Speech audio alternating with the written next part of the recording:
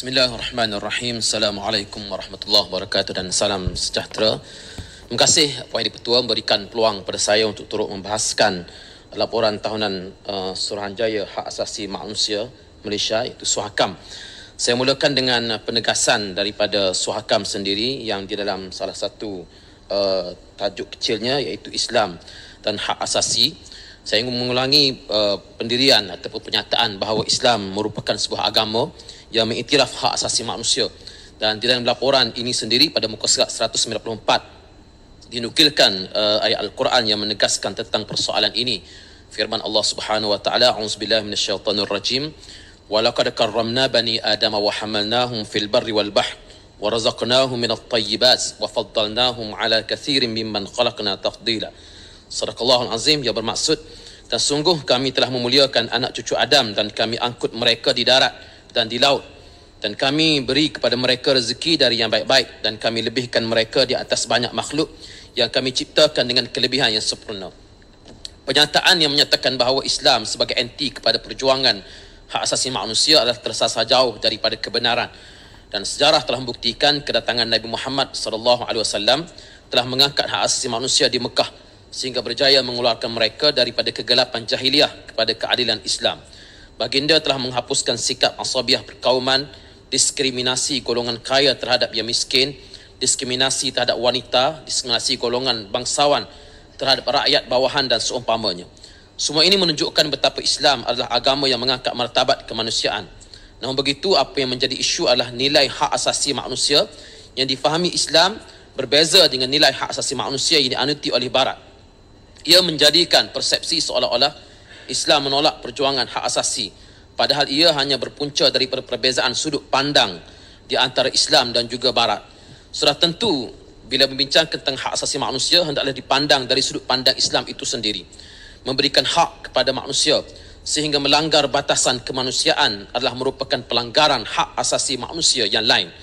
Saya menyokong pandangan SUHAKAM dalam laporan ini yang menyebut berhubung hak untuk beribadah di kalangan umat Islam, khususnya yang terpaksa disekat ketika berlakunya penularan wabak COVID-19. Kerana laporan ini ialah laporan pada tahun 2020, sudah tentu ia turut menukilkan situasi hak asasi manusia ketika berlakunya perintah kawalan pergerakan. Sekalipun umat Islam punya hak untuk datang ke masjid, solat berjemaah dan sebagainya, namun berasaskan kepada prinsip menjaga nyawa, kerajaan terpaksa mengambil pendirian untuk menghadkan kebebasan tersebut. Di dalam Islam, kita tahu bahawa beberapa kaedah yang diajar seperti dar'ul mafasid muqaddam min jalbil masalah, menolak kemudaratan itu lebih baik daripada kita mengambil manfaat, akhafud dararain dan sebagainya. Istilah-istilah seperti inilah yang menjadi panduan kerajaan pada masa itu, tidak membenarkan umat Islam untuk mengimarahkan rumah-rumah ibadat, termasuk juga mereka yang bukan Islam. Justru laporan tahunan SUHAKAM dalam aspek itu saya kira cukup baik. Dan saya bersetuju. Mungkin ia juga faktornya kerana kita melihat kepada anggota Suruhanjaya yang pada tahun 2020 ini, salah seorang daripadanya terdiri daripada yang punya kepakaran PhD, Doktor Falsafah dan bidang pengajian Islam. Saya nak mencadangkan dalam pelantikan Suruhanjaya ini juga perlu untuk dimasukkan mereka yang punya kepakaran yang diiktiraf di dalam pengajian Islam, supaya nanti sisi pandang SUHAKAM di dalam hak asasi manusia ini tidak lari daripada apa yang diletakkan oleh Islam sebagai agama persekutuan yang ditegaskan dalam perlembagaan. Saya ingin menegaskan bahawa di dalam perjuangan hak asasi ini tidak boleh sama sekali melanggar mana-mana bahagian di dalam perlembagaan persekutuan. Inilah yang perlu difahami secara dasar bila kita membincangkan berhubung latihan kepada mahasiswa universiti berkenaan hak asasi manusia yang disebut oleh SUHAKAM, khususnya dalam isu pelarian dan konvensyen PBB seperti termaktub dalam laporan ini. Pendidikan hak kemanusiaan kepada pelajar universiti ini bagus. Namun dalam masa yang sama, pemantauan terhadap NGO atau mana-mana individu yang cuba melakukan usaha doktrinasi yang salah kepada mahasiswa juga perlu dilakukan. Kita tidak mahu usaha untuk menghalalkan LGBT contohnya, menular masuk ke universiti atas nama hak asasi manusia. Kita telah digemparkan dengan perarakan Hari Wanita beberapa bulan lepas yang dicemari oleh pihak-pihak tertentu yang cuba mengambil kesempatan untuk melakukan slogan-slogan normalisasi terhadap amalan LGBT. Sayangnya, sehingga sekarang kita tidak tahu apa status siasatan terhadap perkara tersebut. Walaupun KDN menyebut perkara ini sedang disiasat. Menteri sebut sedang dia siasat, tapi tak tahu bagaimana perkembangannya.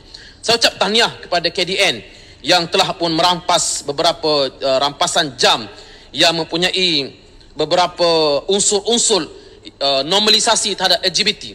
Dan saya harapkan kepada kawan-kawan di dalam KDN supaya meneruskan dan melaksanakan tanggungjawab ini sebagaimana yang telah pun ada di dalam peraturan. Jangan kita tertekan dengan tekanan-tekanan antarabangsa. Sebagai contoh, hari ini saya baca Malaysia telah diletakkan sebagai negara kedua terburuk di dunia selepas menolak dan tidak menyokong secara terang-terang hak transgender. Ini laporan indeks hak trans global yang dikeluarkan baru-baru ini. Malaysia berada di tempat kedua yang terburuk. Ya, mungkin dari satu sudut kita rasa agak kurang senang dengan laporan ini. Tetapi dalam kita berdepan dengan nilai yang telah ditetapkan dalam Perlembagaan Persekutuan, kalaupun terpaksa kita menghadapi indeks yang buruk seperti ini, saya kira ia berbaloi sebenarnya. Kerana dalam masa yang sama, sila. Minta celah. Yang bolehkah saya tanya kepada Pak Siomas, yang jam-jam yang dirampas oleh KDN, ada apa unsur LGBT dalamnya? Adakah pelangi adalah satu unsur LGBT? Tak, kurang jelas. Jam yang dirampas oleh KDN, tadi Pak Siomas kata ada unsur-unsur LGBT. Dan saya nak tanya, apa unsur-unsur LGBT dalam jam itu? Terima kasih kepada Yang Berhormat bertanya. Saya hanya berdasarkan kepada apa yang dinyatakan dalam laporan media. Dan saya membaca laporan media bahawa Menteri juga menyebut adanya tulisan LGBT di jam tersebut. Namun ada juga di sana penafian daripada syarikat pengelola berkenaan. Syarikat SWAS sudah menafikan ada unsur LGBT, ada perkataan LGBT. So, apa laporan media kamu baca? Ya, sebab saya kata saya berdasarkan laporan media. Saya sendiri tak terlibat dalam rampasan tersebut. Menteri datang ke tempat kita pun tak bagi tahu kita, apatah lagi nak rampas jam. Jadi berdasarkan laporan media ada tulisan. Jadi kalau syarikat berkenaan menafikan ada tulisan dan sebagainya, boleh buat ikut tuntutan undang-undang. Jadi apa yang pentingnya, poin saya ialah apa jua perkara yang berlandaskan undang-undang, pihak KDN saya minta supaya terus untuk bekerja mengikut undang-undang yang ada, dan saya ucapkan tahniah di atas ketegasan yang telah ditunjukkan sebelum daripada ini. Tuan Yang di-Pertua, saya juga ingin merujuk kepada perkara yang lain. Contohnya yang disebut dalam laporan Suhakam ini, berhubung bagaimana pendaftaran yang wajib untuk sekolah tahfiz, pantau selia aktiviti sekolah tahfiz. Saya setuju dengan tekanan Suhakam supaya pendaftaran ini perlu, dan kita minta supaya pelajar-pelajar ataupun mereka yang menyelia madrasah tahfiz supaya tidak menjadikan kewujudan sekolah-sekolah tahfiz ini sebagai alasan untuk nak minta derma di merata-rata tempat. Walaupun kita yakin bahawa sekolah tahfiz ini memerlukan kepada dana dan support daripada ramai, tapi saya agak kecewa dan agak rasa kurang senang apabila ada di stesen-stesen minyak, di tepi-tepi lebuh raya dan sebagainya, ada mereka yang mohon derma di atas nama kononnya di atas sekolah tahfiz, dan ini perlu untuk diawasi supaya tidak menjadi penyalahgunaan.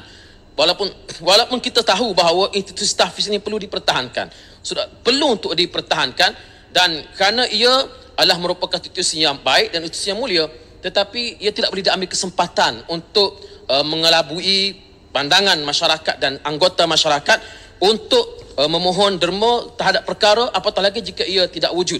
Seterusnya, saya juga ingin merujuk kepada sikit lagi, betul, iaitu permohonan daripada laporan daripada Suhakam ini sendiri. Dalam muka surat 212, saya mendapati bahawa Suhakam telah memohon peruntukan dana yang mencukupi bagi aktiviti mereka. Tahun 2020, Suhakam menerima grant mengurus 12.45 juta dan Suhakam memohon tambahan. Saya sokong untuk melaksanakan aktiviti Suhakam ini perlu kepada dana daripada pihak kerajaan. Namun dalam masa yang sama, sudah tentu sebagai ahli parlimen kami juga perlukan dana untuk bekerja. Jadi saya bimbang dalam keadaan kita nak terbitkan hak asasi manusia, mangsa penindasan hak asasi manusia ialah kami ahli-ahli parlimen pembangkang yang tidak menerima sebarang dana. Nak bayar gaji kerani pegawai pun kami terpaksa guna duit gaji sendiri, 1 sen pun tidak ada peruntukan daripada kerajaan. Jadi saya tahu kawan-kawan saya di sebelah kerajaan setuju dengan saya. Tampil setuju tak? Setuju. Setuju tak dapat ke setuju macam mana? boleh, saya boleh berunding dan rundingan telah pun dihantar. Kalau nak saya berunding, saya boleh berunding, tidak ada masalah. Dan ni pun saya minta dengan penuh elok. Kalau nak saya berpantun pun boleh, nak sembah silat pun boleh, tapi sebolehnya bagilah peruntukan. Kalau Suhakam nak mohon 12.45 juta ini, saya yakin kita boleh bagi. Apatah lagi sebagai ahli paling dipilih oleh rakyat yang disebut kemarin oleh Tumpat. Janganlah menjadikan kami ini sebagai penindasan hak asasi manusia. Dan kalau perlu mungkin Suhakam boleh masukkan penindasan terhadap ahli parlimen ini sebagai satu laporan dalam laporan 2023. Setuju. Yang betul. Runding YB, runding. Terima kasih Yang Berhormat. Runding bersyarat.